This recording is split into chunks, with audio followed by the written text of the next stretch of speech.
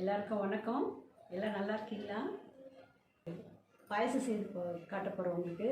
உங்கள் எல்லாருக்குமே பிடிக்கும். அது இப்போ ஸ்டார்ட் பண்ணலாமா? இது சேமியா நெய்யில் ஃப்ரை பண்ணி வச்சுருக்கேன். முந்திரி, திராட்சை, பாதாம் இதையும் நெய்யில் ஃப்ரை பண்ணி வச்சுருக்கேன். இது ஏலக்காய் பொடி பண்ணி வச்சுருக்கேன். இது சர்க்கரை தேவையான அளவு. இது பச்சை கற்பூரம் தேவைப்பட்டால் போட்டுக்கோங்க. பாயசம் செய்கிறதுக்கு தண்ணி வச்சுருக்கேன். இது நல்லா கொதிக்கணும். தேவைப்பட்டால் எக்ஸ்ட்ரா கொஞ்சம் தண்ணி நான் வச்சுருக்கேன். ஏன்னா சில பேர் நிறைய தண்ணி வச்சுட்டா சேமியா போட்டுட்டப்பறம் குழச்சிடுவாங்க அந்த பாயசத்தை. அதனால தான் நான் கொஞ்சம் தண்ணி வச்சுருக்கேன். இந்த பக்கம் கொஞ்சம் தண்ணி எக்ஸ்ட்ரா வச்சுருக்கேன். இந்த சேமியா வேகலைன்னா நம்ம இந்த எக்ஸ்ட்ரா தண்ணி நம்ம ஊற்றிக்கலாம். பால் கொதிக்க வச்சுருக்கேன். சரிங்களா? பால் நல்லா கொதிச்சிருக்கு. இப்போ தண்ணி கொதிச்சிடுச்சு. இப்போ நான் சேமியா போடுறேன். சரிங்களா? இது நெய்யில் ஃப்ரை பண்ணுது. இது சும்மா போடக்கூடாது. நெய்யில் நல்லா ஃப்ரை பண்ணணும் சேமியாவை. அப்போ தான் சேமியா குழையாமல் இருக்கும். இது பாருங்கள், எக்ஸ்ட்ரா தண்ணி வச்சுருக்கேன். கொதிச்சுனே இருக்கட்டும். நல்லா கொஞ்சம் சிம்மில் வச்சுடலாம். சரிங்களா? சேமியா பாதி வெந்த அப்புறம் தான் நம்ம சர்க்கரை ஆட் பண்ணணும்.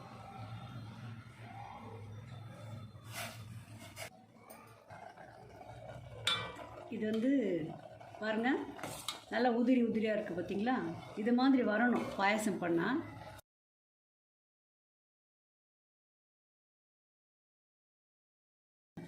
சரிங்களா? இப்போ உங்களுக்கு கொஞ்சம் தண்ணி வேணும்னா கொஞ்சம் நம்ம ஆட் பண்ணிக்கலாம். ஏன்னா பக்கத்தில் வெந்நீர் வச்சோம் இல்லைங்களா? அந்த வெந்நீர் கொஞ்சம் ஆட் பண்ணிட்டோம்னா இன்னும் கொஞ்சம் நல்லாயிருக்கும். இப்போது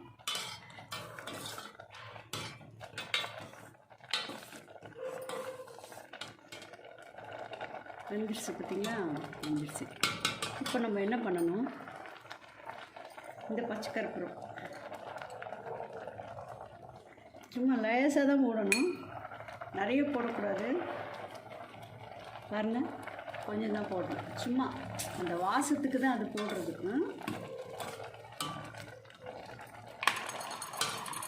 இப்போ நான் சர்க்கரை போடுறேன். உங்களுக்கு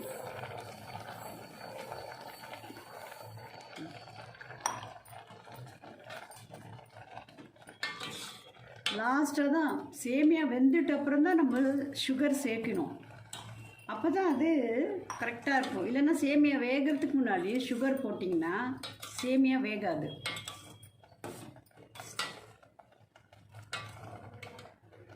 சரிங்களா? ஒரு சிலர் இதில் கலர் வேணும்னா எல்லோ கலர் போடுவாங்க, சிலர் கலர் போட மாட்டாங்க. இப்போ ஓகேவாக இருக்கும். இப்போது ஏலக்காய் பொடி, ஏலக்காய் நான் பவுட்ரு பண்ணி வச்சுருக்கேன். இடித்து பவுட்ரு பண்ணி வச்சுருக்கேன். அது போடுறேன் பாருங்கள்.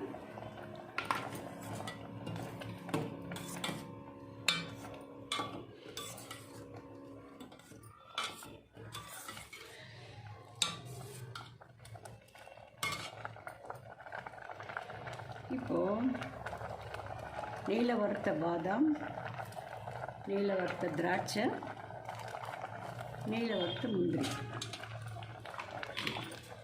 எல்லாம் போட்டுட்டேன்.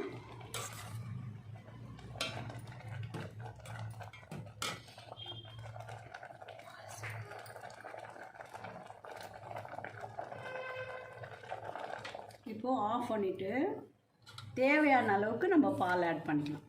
சரிங்களா? தேவையான அளவுக்கு பால் ஆட் பண்ணிக்கலாம். பாயசம் ரெடி ஆயிடுச்சு பார்த்தீங்களா? இதே மாதிரி நீங்களும் செய்து பாருங்கள்.